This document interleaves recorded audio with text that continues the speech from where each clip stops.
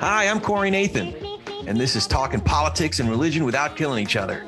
Your home for edifying, provocative, and fun conversations among high-profile public figures and regular folks like me.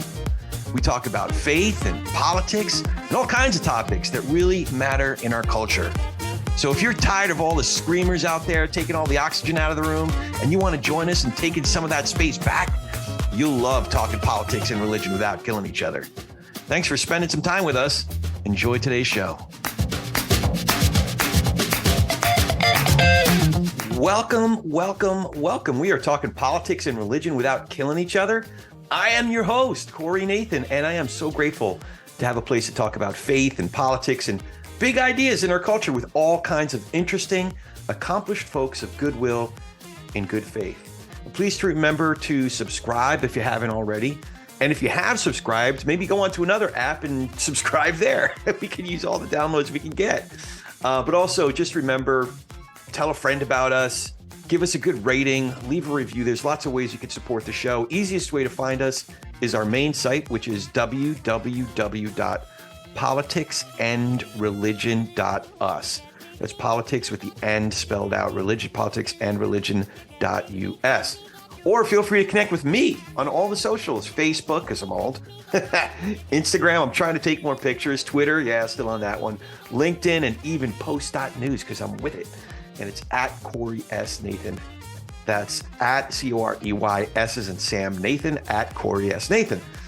All of that helps get the word out so more people can participate in the conversation like the one we're having today with Kevin Singer. Kevin Singer is president of Neighborly Faith, which conducts research and organizes events introducing Christians to neighbors of every faith.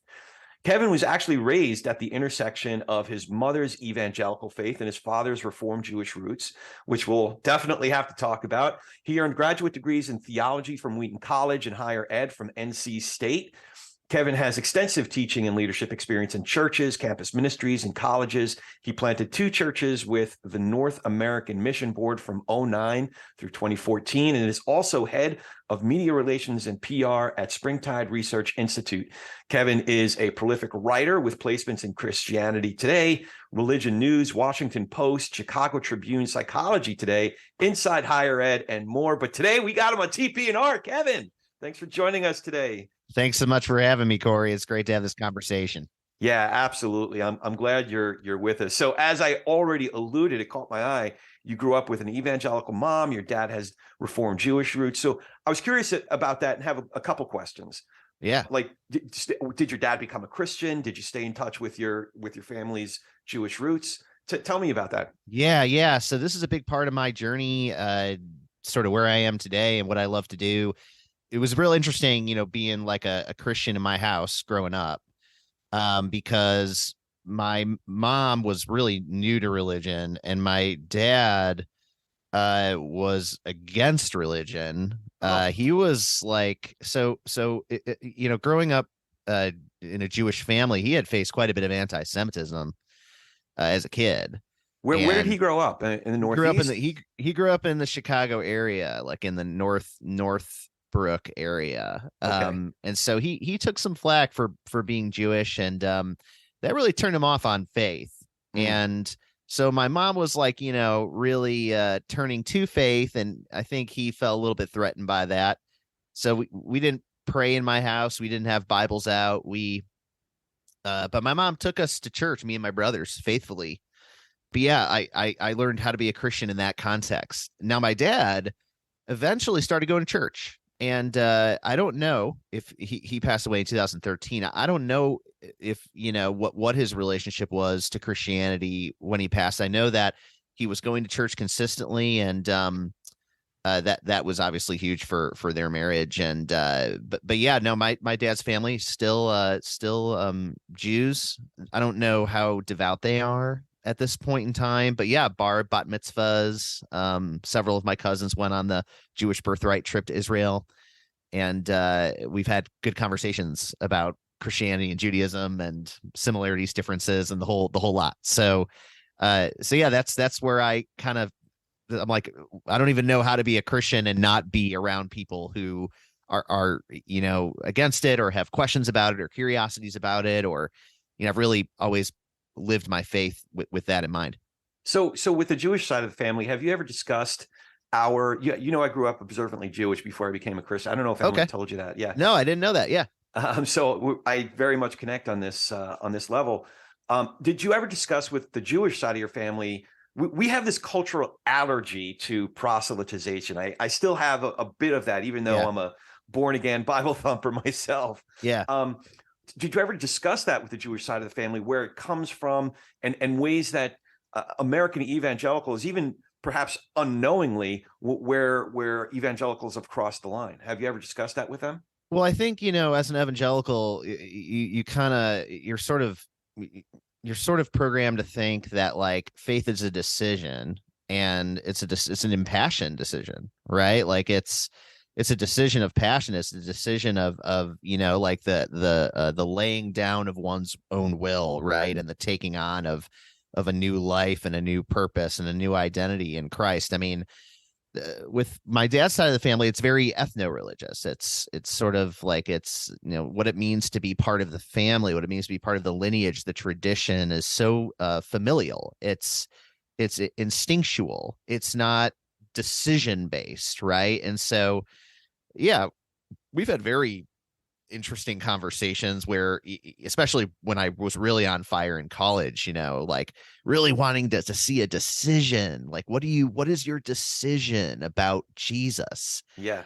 And that was definitely not really part of their psychology spiritually.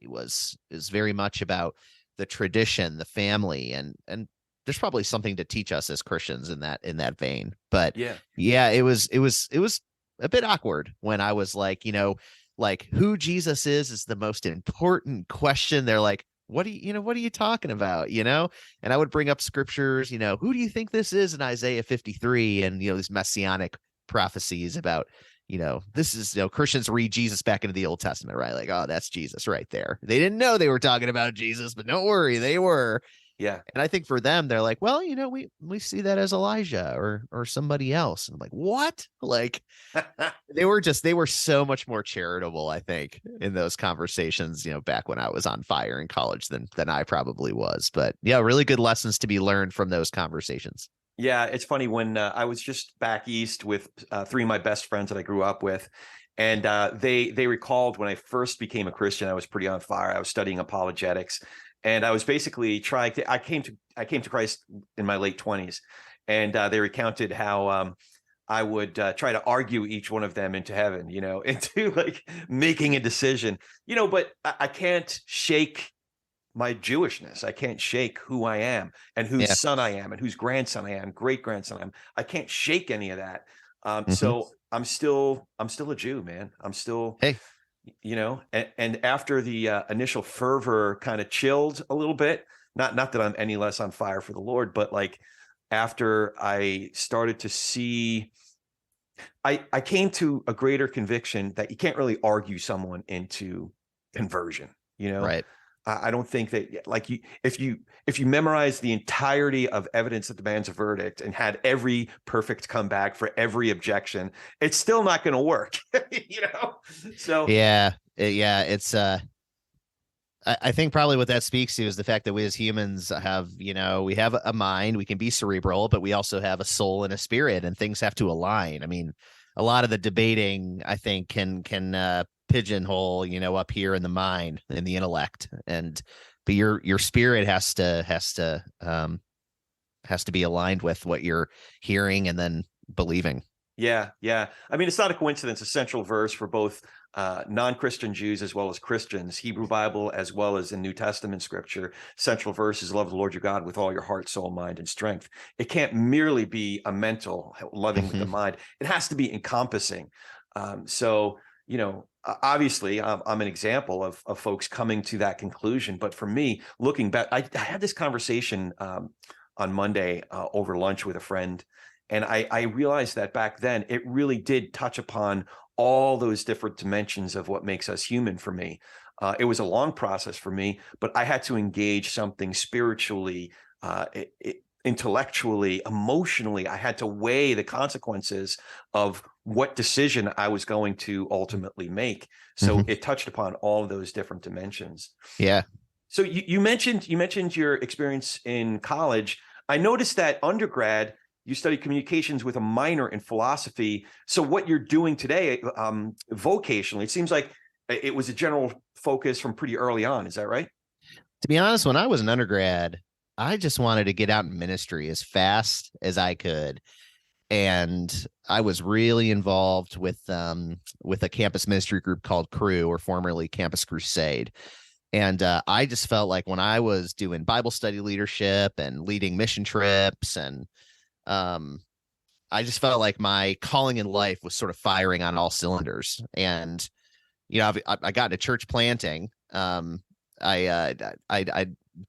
was a little intimidated by Crew. You've got to raise your salary, and with church planting, they gave me $1,000 a month out of college, which $1,000 a month for a college kid, you're like, whoa, right? Yeah, like, you're rolling like in the movie it. Blank Check, right? Yeah. It's like, I'm gonna buy a roller coaster, I'm gonna swim through chocolate milk with my mouth open, and I'm gonna and so no, I really wanted to get into vocational ministry as fast as I could. I just felt like that's what I was made to do. And I thought I've got the gift of helping people who are far from God to see him and experience him, and or to make that exchange possible. So I really don't look back on my undergrad and think much other than okay, I did the major with the least amount of credits, and I launched into church planting at 1,000 miles per hour. And I probably would have done well with a little bit more coaching and training. But I made some really great relationships, saw some people come to know Jesus personally, and that was really obviously a blessing. But yeah, I look back and I'm like, I was young. I was very young. Yeah, those years were really instructional. So take me down the vocational path, the story of Yeah. college, grad school, Yeah. another graduate degree, to where you are now with Springtide and Neighborly Faith. Yeah, and I'll make this fairly short. I mean, I was in church planting ministry, and I was starting new churches, and the way that I was working with the Southern Baptist Convention, and the way that it worked at the time is they gave you funding for a few years, and the expectation was that after a few years the congregation could sustain your salary, could take that on. And I was working with college kids, so that wasn't going to work.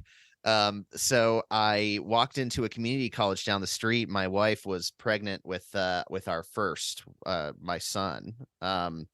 And I needed some extra income. So I walked into a community college down the street because they had a New Testament course. And I said, okay, I can teach you New Testament. I know about the New Testament. And they said, actually, we've got a world religions course for you to teach. You know all about world religions, right? And I was like, yeah, absolutely. I didn't know anything about world religions at all. Right? Funny. Like, I knew enough to know they were wrong, right? Like, right. What I knew that. That's kind of where my question was going. Like, if it's a secular community college, you got to teach. How in the world, right? Yeah. How in the world? This is not the path of most seminary grads, I should say. This is not. But I like to look back at my, growing up with a sort of multi-religious home, different, religious thoughts on religion and perspectives. And I really felt like that formed me a bit for this opportunity. I wasn't intimidated by it. I thought, this is exciting. And so, at age, I guess I was 24, 25, I was, teaching multiple classes a semester. And in the Chicago burbs where I was teaching, that was so diverse. There were Sikhs and Hindus and Muslims and Buddhists and Catholics and lapsed Catholics and Vatican I Catholics and Vatican II Catholics. And if there's a Vatican III, I'm sure there's one of those too in the class. And I'm talking to all these different students of other faiths about every faith. But it was amazing to me how few had ever learned about Christianity.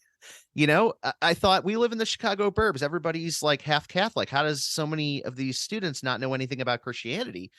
And that's when I realized, oh my goodness, like, this is such an opportunity, not to, subvert my teaching ethically, but realizing, like, there are so many people of different worldviews out there who simply do not know a Christian. They have no relationships with Christians. And this is where I feel like I could fit in. It was definitely weird, though. People thought I was weird. They didn't quite understand, where is this coming from? Because at the time, Christians just wanted to reach atheists because the four, horsemen and the atheism, and that's what it was all about. That was our, sort of metaphorical opponent in the tournament of worldviews. And so to be thinking about Muslims and stuff, that was very unique. And so I got some weird looks. But anyway, I'll stop there for the time being. But that was sort of the beginnings of like this seminary guy jumping into this new path toward, what does it look like for Christians to know and love their neighbors of other faiths? Was that a time when you began to evolve your views on proselytization, or at least the way that American evangelicals have been doing it, in our lifetime? I will say this. I think what I learned is getting to know people is worth your time. Like, and look, I know that sounds like, well, yeah, totally is. But like, I don't know if a lot of evangelicals are taught, coached, trained to really give over their time to someone who is not a Christian. Now, we give over a little bit of time when we're in that conversation and we're sort of in the heat of that evangelism. We might give our time to helping out if they had an emergency, or like we sort of imagine, well, if they were ever to, have an emergency, I would be there for them. But to really like give our time and our emotional and spiritual energy to like building trust and really having a consistent presence, that's not something I think at least I can say. I don't know if I walked out of my church life and my life in campus ministry and said, oh yeah, I would feel that it would be worth my time and faithful to my God to spend time every week, for example, hanging out with a Muslim. Like, I don't think I would have said that's what I came out of those experiences feeling. I think I came out of those experiences and I thought, how can I get you to the gospel, to a point of decision as soon as I possibly can? I didn't see the greater social ramifications of me not being a jerk to someone of another faith. I didn't see that. I just thought, people are dying, they're going to hell. We got to do something about that, right? It's this sort of, everything's urgent, and God can overlook anything weird I do in a conversation with someone whose beliefs I barely understand. Like, God can overcome all that. And having done Neighborly Faith now for years, it has shown me relationship and trust building. Those are still the coin of the realm. And that is, if we want to say that people can't be compulsed into religion, then we have to have something to back that up. And that's relationship. So that's really where things changed for me. I love what you're saying really resonates, because I've become a lot more cynical, critical of the transactional nature of some of American evangelicalism. That, hey, like I said before, I'm going to argue you into this point where you say a magic prayer, and now we're good. I made the sale, right? Add it to the list of baptisms. 200 right? baptisms. Bang. Yeah. Another one for Jesus, Zap, right? Zap. Or the ministry part of it. When you're doing quote unquote ministry work, it's really more like the religious version of a timeshare where, okay, I'll come and build the house, but then, I'm going to do my presentation. Right. Yeah. Whereas what you're saying is your focus is more on relational versus transactional. And it's my relationship to an individual, that individual's relationship within a community, within a body of believers, perhaps. Maybe that's what we're inviting them to, if we do invite them. So I don't know, that the relational mindset just makes so much more, is richer and deeper. And real relationships aren't necessarily contingent. I was listening to this other podcast. Shout out to my peeps at the Village Square. They have a series called the God Squad. And so that's they invite people of faith, of different faiths, to the Village Square to have these great conversations. And one of the questions in the most recent God Squad, actually, I might be this might be scooping it. Oh, no, it'll come out before this episode comes out. But one of the questions was, when you're in relationship with someone, is there anything they could do to sever that relationship? And I won't share the answers, but it's at least a very good question to think about. Most of my real relationships are non-contingent. I mean, there's obviously a breaking point. I'm sure if you do something to harm someone I love, if you do something that is so explicitly unethical, immoral.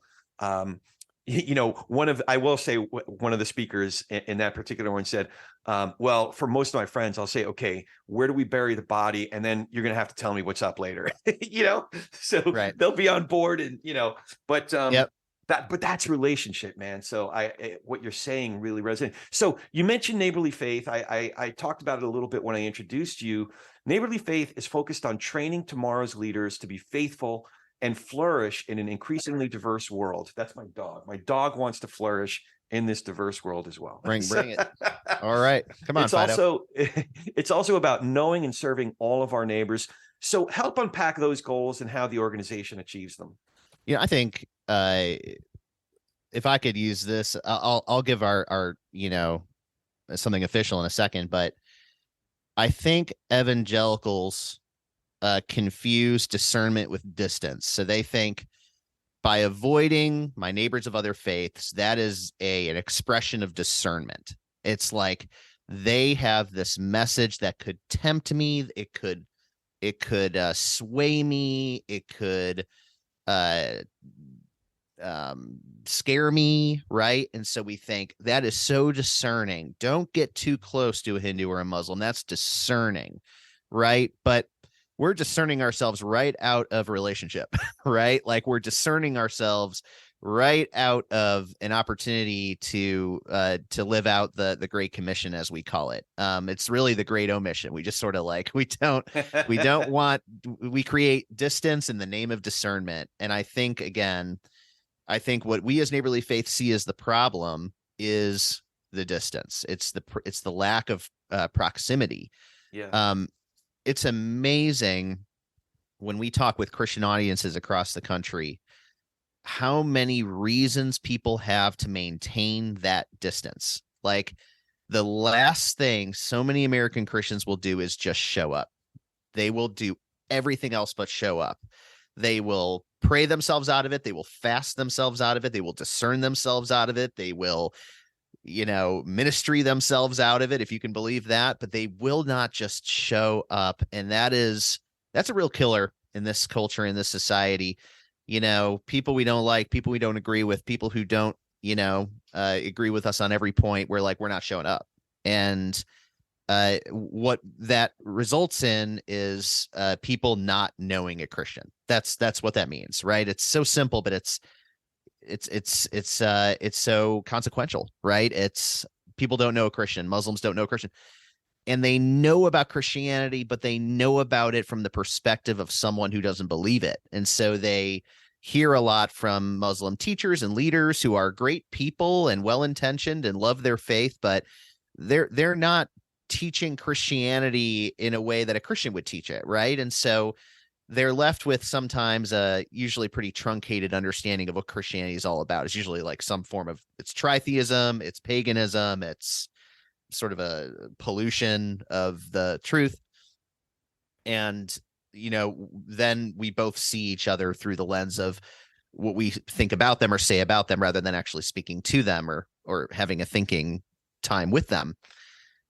That felt all over the place. But the point is, we really want to increase proximity between Christians and Muslims. We want to create opportunities for them to be in relationship and to be engaging with one another. Now, we are not refereeing these experiences. Too many interfaith things out there referee the crap out of conversations across faiths, what you can and can't do, can and can't say, what are the rules of the space, what are the ground rules. And the whole thing is just performative virtue signal. Like, we're all nice, you're nice, I'm nice, we're super nice, your faith is so nice, my faith is so nice, we're all so nice, gosh, that was nice, wasn't that nice, you're so nice. And it's just, here's the thing though, none of my friendships are built on that foundation. None of my strongest friendships are built on the foundation of you're so nice, I'm so nice. No, the people who I love and love me, our relationships are built on the foundation of transparency, and trust and accountability and authenticity. That is what real relationships are based on. And so when we bring Christians and Muslims into a space, we just want them to be who they are. And the craziest thing happens. They don't fight each other. Right. Actually, what it is it's provocative and it's disruptive in a really good way. Yeah. Where people figure out, okay, I've got to figure out a way to explain the divinity of Christ to someone who does not believe in the divinity of Christ. I have to be able to explain the Trinity to someone who has a non-Trinity, right? Like I've got to figure out how to explain, why I pray 5 times a day to someone who, prays once before bed, with their eyes closed. Like it is the difference in the space that makes for the best conversations. So that's what Neighborly Faith is really all about. We want people to show up and be who they are. And we want it to be an experience where people realize it's really through being transparent and honest that we can have a real relationship, not sort of a fuzzy, like, I'm going to withhold and I'm going to abridge and I'm going to sanitize my beliefs about hell and salvation and wrath. And I'm going to do all of that in the name of being nice. And we've done a lot of that. We don't see any of it leading to any meaningful or substantial societal or interpersonal change. And so we just really want the raw thing. We want the raw deal of people showing up and being honest. And that's something really unique about our work. Yeah, that's another good point that came up in the same lunch I had a couple days ago. And it was evangelism by presenting myself, my kids, my family, at what, we must be right about everything. And therefore you need to agree and say this, do the thing and become a Christian because look, I'm good looking, I'm rich, I'm right. And I don't cuss. And like, I don't know, man, that's like a deal breaker for me. If somebody doesn't like, first of all, I'm from Jersey, so we don't cuss, we curse. Right. But, I don't know, like that, to me, that's just presenting something. It seems so like, I don't know, my kid's teeth are white, therefore you need to become a Christian. Yeah, it can get really like, and don't, I mean, it is, I would really invite people, if I could invite every one of your listeners to sit in a room with Muslim and Christian college students and just watch them try to navigate some of these conversations and just the beauty of the messiness and the imperfection of those conversations. Like it's truly a wonderful thing to behold. So I was going to ask you about that. This isn't to students. You actually described. So Neighborly Faith hosted a conversation between Southern Baptist Convention President JD Greear, right? And correct me if I don't pronounce this right. Yaqeen Institute, is that how you say it? Right, Omar Suleiman, who's the president of Yaqeen. That's right. Yep. An imam.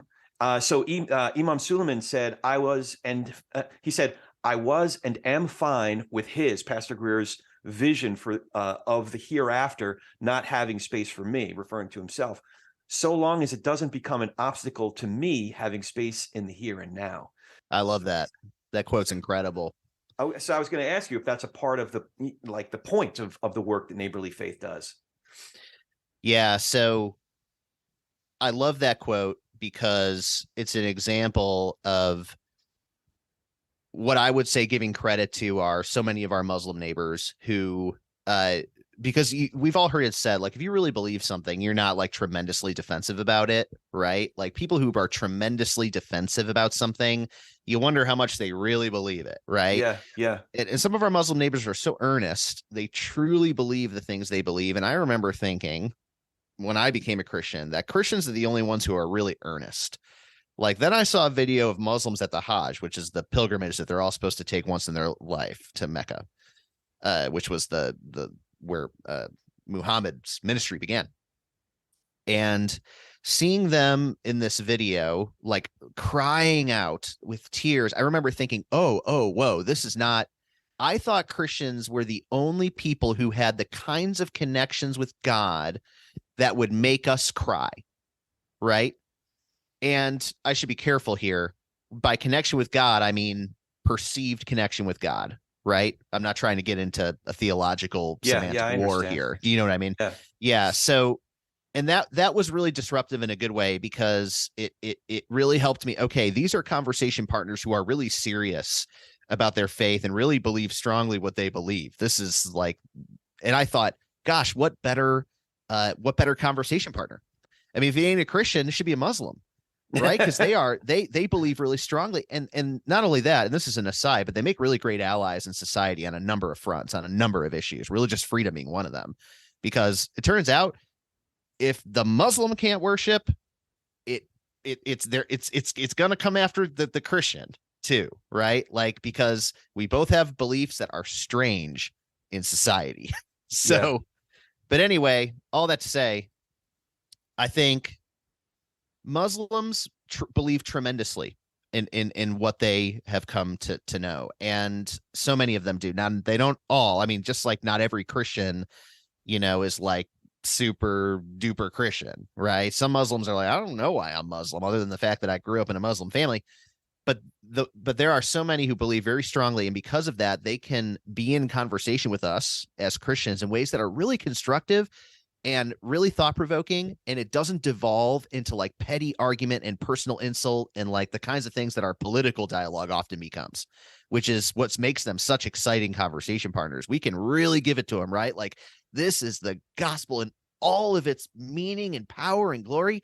And they might come back and say, okay. You think I'm going to hell? I think you might be going to hell. Right. And it's like, this is honesty, but like, it doesn't undermine the friendliness of saying, I really appreciated this conversation. I didn't get defensive. You didn't get defensive.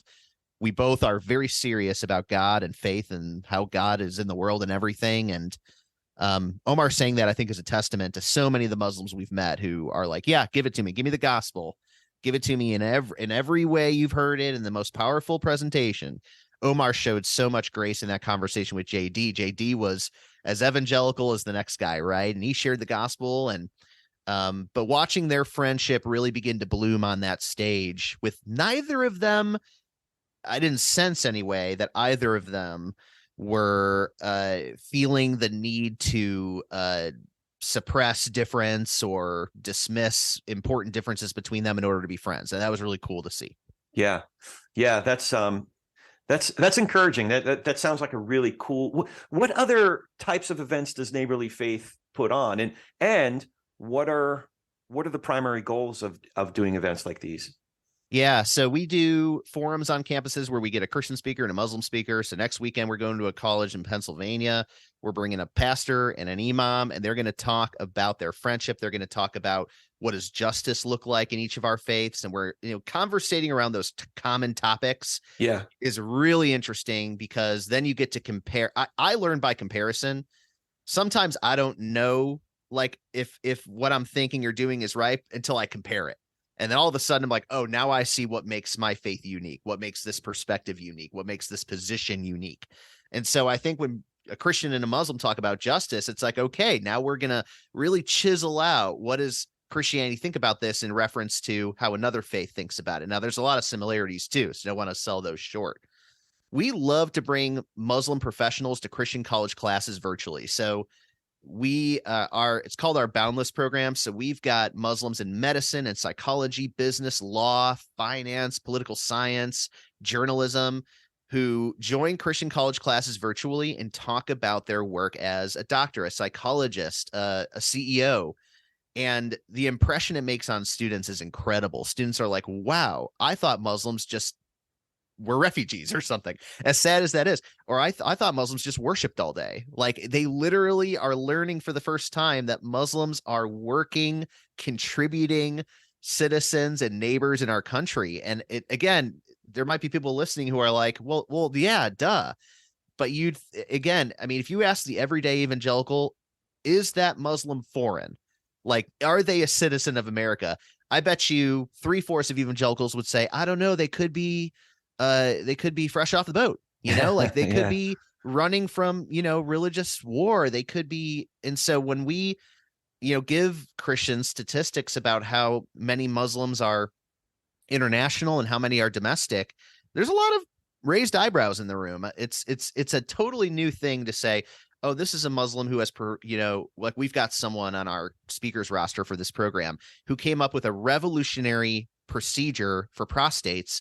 And that procedure is now being used globally across hundreds of countries, right? Like, this is someone who is accomplished, loves his fellow man, has done incredible things. Yeah. And for Christian students to meet that person and to hear their story and to see the kind of love they have for others and doing that through medicine. I mean, those experiences are incredible. And then we do media. We have people write essays. We do podcasts. We really want to normalize reaching out across faiths among Christians in our society. Yeah. Now, in one interview you did back in 2020, you said that in a way you're trying to reach Christians through your ministry. Is that still the case? And if so, in what ways and for what ends are you reaching other Christians? I know, right? We're starting to sound like a sect or a cult, right? Like we got to reform. They got to read our book, right? No, I will say though, my dad goes to a Chabad, which is Orthodox synagogues. Yeah. But Chabad is sort of evangelical in their own way, but they're reaching other Jews. They're trying to help other Jews become, Sure. deeper in their faith, more observant in observing the 613 laws of kashrut. So it reminded me when you said that, it reminded me of, neighborly faith is a little bit like Chabad in that way. Yeah. You know what I would say by reaching Christians? What I mean is, I think it's in Galatians where Peter distances himself from Paul, or he distances himself from the Gentiles, right? It's like a distancing. Yeah. Kind of an embarrassment, right? I think we want to see Christians become a little less like Peter in that moment and a little bit more like Paul in Acts 17, where he walks into that Areopagus and he says, I see that in every way you consider yourselves to be very religious. Right. And I've read your poets, I've read your philosophers. I see that in every way you are worshipers of the unknown God, right? Like, but this God that you worship, has been revealed, right? In these, and now in every place he desires to be known. And I would love to see Christians become a little less like Peter in that moment, a little bit more like Paul in Acts 17, where they are engaging with people of other worldviews and perspectives on the big things of life, the gods they worship, the practices they do, the food they eat. And again, less about distance, more about just showing up and being in relationship. And Acts 17, I'm so glad that's in the scriptures because, man, I'm not sure we would do without it. That and the Good Samaritan, right? Kind of going out of your way to help someone who you are not supposed to love. Unfortunately, it's just become too normative. Like, if you are a Christian, you have this belief about Muslims. And it's unfortunate because they're incredible people and they deserve all the love in the world. So we've talked all this time and I haven't hit upon some of the other work that you do. You describe yourself, I think, is it on your Twitter feed, as a Gen Z, that I remember now, that you're an expert in Gen Z. So, okay. So we mentioned Springtide Research Institute, an organization that specializes in Gen Z, specifically how young folks experience and express community, identity, and meaning. So as a Gen Z expert, what are some of the big picture differences that people in this age group find meaning as individuals and within communities compared to their parents' generation, like me, whether it's Gen X like me or early millennials in some cases? What are some of the big differences there? Yeah, so with Gen Z, they don't trust institutions. So that is a key differentiator between Gen Z and older generations. So I know that for years and years, the church has said, like, you can't win them over with programs, right? Like, you can't just put a Mario game on the screen and expect people to come to Christ. But I think it was still kind of working, though. But it was like cool to be like emerging in that way and be like, like you need, beer and bourbon and cigars and the gospel. And like it was like being different in those ways. But the church was still sort of rebranding and people still trusted it so long as it looked like me and talked like me. But now with Gen Z, there's even less benefit of the doubt. It's they are not impressed by institutional faith. And here's the thing. I know there's people who are like, sure. But there are really on fire kids in my youth group. I believe that. And there are definitely young people who are still like into the church. And we did a study, even Neighborly Faith and Springtide, where we asked young evangelicals, like, who is influencing you on the issues of the day? And they said, our pastors, our youth group leaders, our worship leaders, our Bible study leaders. So there are still young people who are ingrained, but there is a large majority, though, of young people who they're just not going to walk into a church. I don't care how many strobes. I don't care what you got in the cafe. They are still spiritual, though. A large number of young people still identify as spiritual and religious. But for them, that looks a little bit less like the pew and a little bit more like, gosh, what could it be? Activism, crystals, yoga, martial arts, art, nature, reading, writing, meditation, anime. I mean, the list goes on and on.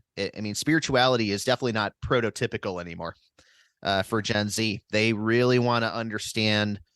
They really want to be spiritual in ways that feel authentic to who they are and their identities. I know that makes evangelicals uncomfortable, but we've got to figure out how to speak the gospel to a generation who just is not impressed. They're just not impressed by whatever you've got going on this Thursday night at church. And there's a lot there, and there's no way we can cover it today. But what I would say is I would actually say what we're doing with Neighborly Faith and college students, one of the reasons we're so successful is we're using a lot of the same tools that Springtide, really emphasizes in their research, which is the power of relationship and the power of, you can't impress a young person anymore with a degree or a pedigree or a really great title or an interesting looking hat. It's like, how much time have you spent with them? Do you remember their birthday, what they're studying in school, their favorite movie? Do you know that? I mean, only 10% of Gen Zers told Springtide that over the course of the pandemic, a faith leader reached out. 10%. Wow. And that goes both ways, right? They don't trust the church, but the church ain't reaching out. Yeah. Because the church is thinking, gosh, why don't you just respond to our mailer? And it's like, no, you gotta put your butt in the seat across the table from them at the pizza place. So I noticed that you rebooted the Neighborly Faith podcast. Like I said before, Ryan Burge, great guest. We've had him on this program, and for a guy like that to give you props on that, on your research. Again, it's called "Who is Influencing Young Evangelicals on Politics." That's a big deal. But some of those conclusions that you derived, is that why you got back into doing a podcast? Like because listen, millennials are listening to podcasts all day, every day. Is that one of the reasons you rebooted it, or? Well, I gotta give some credit to podcasts. I've been listening to the 60 songs that define the 90s every night before I go to bed. Awesome. And I'm telling you, it is the most sentimental hour of my whole day, listening to episodes on Semi-Charmed Life and Long December and this Janet Jackson song that I hadn't heard in 20 years, like Dancing in Cold Black. You are free. And I am like, I can't believe I'm talking to you about this right now, because I thought, gosh, if anyone saw me right now, their opinion would change. But anyway, so I gotta throw it out there. Ryan Burge is such a great dude, and he is one of the best public religious demographers out there. And for people who are like, what are you even talking about? He knows the data. He knows, like, when thousands of people are polling about what they think about God, the universe, and everything. He knows that all. He knows it all. And dude knows how to make a chart. We were talking to Philip. He's not even a jerk. He's not even a jerk. He's not. He's really cool. He's geeky in the coolest way, I know. And like, I love the guy to death. And I wish he lived closer. I feel like I would be buying that guy just drinks all day long. Yeah. Because he knows it all. Some of these people that we're bringing on for our podcast on this study are no-brainers. They're people who are thinking about the intersection of America's youngest generations and their motivations for why they vote the way they vote, why they show up where they show up, why they help and don't help when they do that. There's a lot of data on whether young people are religious or not. We don't know what it means for them to be religious, and that's what we're trying to figure out with this study. What does it mean for them to be evangelical in society right now? And that looks different than previous generations. They're definitely more into climate. We'll say that. I did like that you defined evangelical, because other surveys that I've read, it could be folks that just identify as evangelical, but they haven't been to a church in, years and years and years. So it's self-identified evangelical. So I love how you kind of dig down deep on that. But it was pretty expansive, almost 2,000 people. Yeah, 2,000 people, 500 of them young evangelicals. So we oversampled, which is what you do. Yeah. When you want to say something credible about a group, right? And I've done a lot of research myself with different groups. And if you've got 10 Jews, you can't say anything about Jews, right? Even if that might be nationally representative based on your sample, right? So Jews and Muslims make up at most 2% of America, right? Well, I will say that if you interview one Jew, you'll get at least 2 opinions. If you interview 2, you'll definitely get 3 or 4. That's right. But I'll tell you, I mean, this is for real though. Like, why you don't see a ton of studies out there on religious minority groups is because they're never oversampled in a study. Like, so if you pull 1,000 people and your sample is representative of America, right? Then what is that? What's 2% of 1,000? Is it 20? 2% of 1,000? No, wait.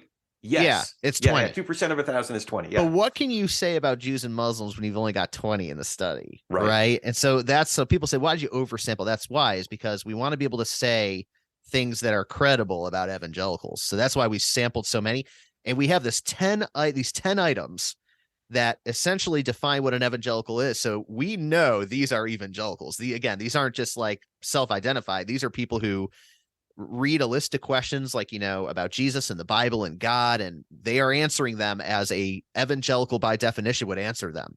And that's what makes our study really, really credible in the area of, these are not just kids who clicked evangelical because they were eating a burger and their hand slipped. Like, this is very stringent, and that's really exciting for us, because I think a lot of people are taking the data seriously, as they should, because the methodology is rigorous.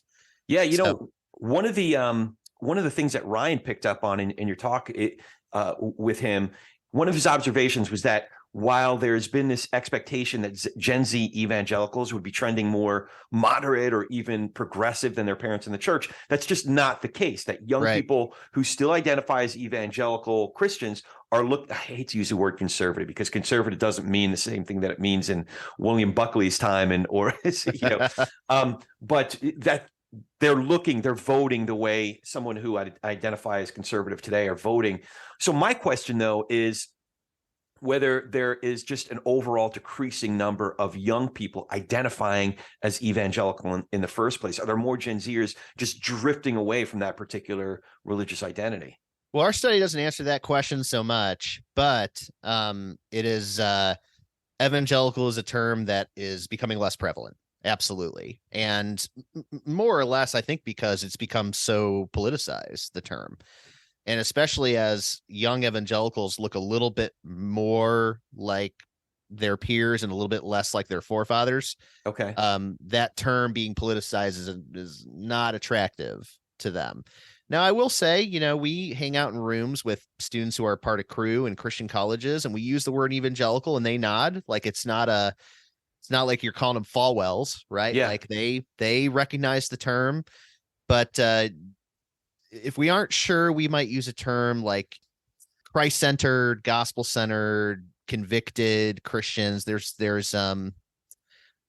different proxies to use. In this particular study, though, it was really important to us to really capture the group that we felt most represented the communities that we come from. That's the group we know the best, and the group that I think is most susceptible to having a narrative drawn about them. I think if you were to ask the average person, how do you think a young evangelical will vote? How do you think a young evangelical spends their time? You might get narratives rather than data because of the evangelical reputation. So that's why it was important to us to look at this group in the study and do it right. Yeah. In another article that you had published, I was surprised to learn that terms like bridge building, civility, common good, common ground, not particularly popular among young evangelicals. It's actually pretty good for me to know this. It's important. They had a higher degree of negative response from young evangelicals and other groups. Do you know why that is? I can tell you anecdotally, based on my experience, that terms like common ground, common good, pluralism, civility have been adopted by center-left groups who I think I would say this based on my experience, privately disdain evangelical belief and practice, but publicly, to get the foundation dollars, say we love everyone and we want everyone to show up just as they are. Now, I know that's cynical, but it is based on experience. There is those terms are definitely used by orgs, again, that I think publicly respect the evangelicals, know they need to be in the room for bridge building efforts, but privately have lots of issues and problems with the evangelical practice of evangelism, for example, or voting conservative, or agreeing with the Dobbs decision, right? Like the sort of things that privately, if they're out to dinner or at a bar, they're like, those jerks, right? But publicly, it's like, oh, yes, we need them in the room. They're such an important voting block in faith community. Right. There's so much to cover with you, but I'll ask a good lawyer once said, make sure you ask the question, what did I not ask you that I should? Do you have anything else to say along those lines? No, I've really appreciated this interview and the work you've done, Corey, to understand what we do and what we're about. And some of the recent work we've done is really amazing. And I feel really seen and heard and understood, which that's just a compliment to you. Oh, thanks, man. So I appreciate like all the effort that you put in. It's really a difference maker in the conversation. I really appreciate that. Yeah, no, you're a really special podcast host for sure. Thank you. So I'll say that. I would love to talk just briefly about the study for one more second, because I think so what I would say is another really important finding from the study is that young evangelicals are invested in the good of the communities that they live in. Oh, yeah. I think a lot of people think evangelicals are the frozen chosen. They live in their Bible studies and they come out to vote against the left, and then they've got their Fox News and everybody's bigoted, whatever. But young evangelicals are in our poll, and we interviewed evangelicals and non-evangelicals. So we interviewed people of other faiths. We interviewed mainline Protestants, evangelicals in the aggregate. So all together, on average, are more participatory in civic life and voting. Let's see, nonprofit work, helping out their community. They are very engaged. And I think that is an interesting departure from what you would normally expect. I think people think young evangelicals, they're not going to be on the streets being active and advocating for policy and protesting, and they are going to be, they're going to stand back and vote. And I think our study really subverts that idea that maybe young non-evangelical Democrats hold the corner of the market on being out and loud and proud and charity work. And no, that's not the case at all. I think young evangelicals are potentially some of our best and brightest, and they deserve the encouragement in their faith. Now, of course, there's going to be aspects of anyone's religious faith and practice that is problematic and makes for division and polarization in society. But for the lot of young evangelical faith that contributes to the good of our world, they should be encouraged. We should be pouring ourselves into them and ensuring that their faith is a benefit to all in society, that we are known as the most generous and hospitable neighbors in society. I think young evangelicals can do that. And I think that's good news for everyone, that they're maybe a little bit less like maybe the evangelicals that some of us don't like, and a little bit more like the evangelicals we all know and hope they could be. I think our study really that, and I think it's exciting. Yeah, I was curious about that, because I saw how many different data points came up that pointed to exactly that community engagement, charitable work is fairly high in young evangelicals. So again, my cynicism kicking in is kick it in. Is the charity work there so that the bait and switch can happen? Okay, we're here feeding the homeless. But now we have to share the gospel. Yep, I think that is a fair question, and hopefully more organizations like Neighborly Faith can be there to replace like the hit and run kind of gospel work with sustained, committed relationship. I think I think that could just make such a difference. And I think Christians have the resources to be those people, to be present with people, to walk with people through trauma and suffering and everything they go through. I do think Christians can do that, but we've got to be willing to just be we've got to show up. We got to be in relationship. And we meet with young evangelicals all the time that give us hope, who are showing up. And that's why we're working with them, because we see some really great resources there. Some good, there's the wood, we're stoking the fire. Awesome. Do you have any questions for me? Corey, I really am excited about the opportunity to get to know you more. And I think if I could ask you one question, it's like, what are you most excited about when it comes to your podcast work right now? Like, are you excited about the conversations, the direction of conversations? Like, what are you most excited about right now for your podcast? I am excited about getting to talk to really cool people. I'm not just saying that, I get there are people whose work I've been following, some of the best writers in the country that I've been reading for years. And I don't come from that world. I'm not an elected official. I'm not an academic. I'm not a writer. And yet people who I've admired their work for years and years and years have come on this show. Yeah. Faith leaders. Dr. Russell Moore came on the program. Oh, man. And those conversations, Ryan Burge, I mean, Ryan Burge. Yeah. Those conversations are just awesome. And I've made some real friends. Talk about relationships. Yeah. Two people, well, three in particular, I'm now working with. I'm working with Lisa Sharon Harper. She's a justice leader and a religious, a Christian justice leader. And I've become friends with her, and I'm working with her. My friends, I mentioned the Village Square earlier. I've become friends with the folks who run that, and working with them as well. So it's really cool. Number one, just to be able to have conversations with people who are doing really great work that you admire and respect, but also the relationships now that have evolved, that have come out of these conversations. And I'm really curious to see where this goes. Hopefully I won't screw it up too much along the way. Yeah. As we humans inevitably do sometimes. But, if we can give each other some grace, that'll help the relationship too. Just makes it more interesting along the way, I guess. So, yeah, no, I love that. I love that you're having the guests on that you admire. I think that's what makes part of the podcasting worthwhile. I've done a little bit myself, and it's getting the people on who you've always wanted to have that one-on-one conversation. You actually get to do that when you're podcasting. So, man, all the credit to you. This has been a great experience. I'm so glad you had me on.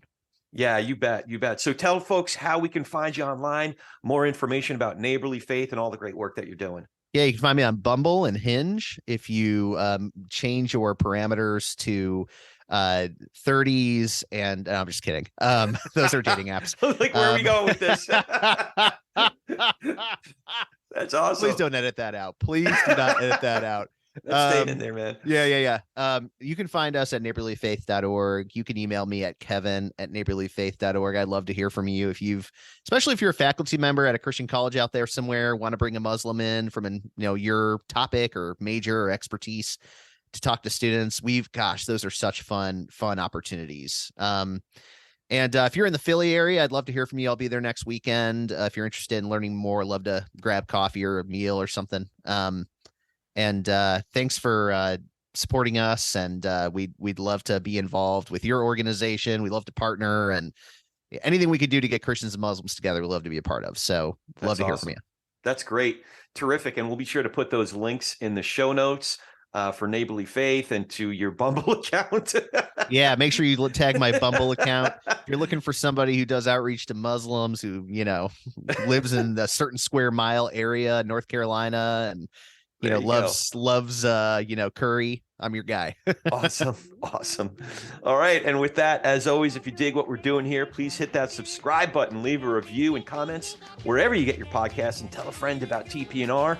We're so easy to recommend. It's politicsandreligion.us. www.politicsandreligion.us.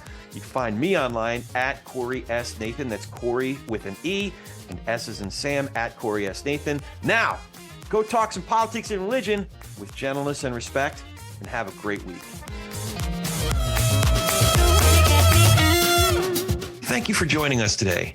If you dig what we're doing here, it is super easy to follow us. You can go to our site, politicsandreligion.us. That's with the and spelled out, A-N-D. Politicsandreligion.us. And we're on all the socials, at TP and R Pod. TP and R Pod for Talking Politics and Religion Pod. And here's a big way you can support us, by becoming one of our patrons. You can even become a producer or executive producer of our program and have a lot more say in who we bring on, the kinds of questions we explore, or just help us keep the lights on. But mostly, we really appreciate you giving us a listen. So for the whole team here at Talking Politics and Religion Without Killing Each Other, thanks for hanging out with us. We'll be back in a few days to do our little part in Tikkun Olam.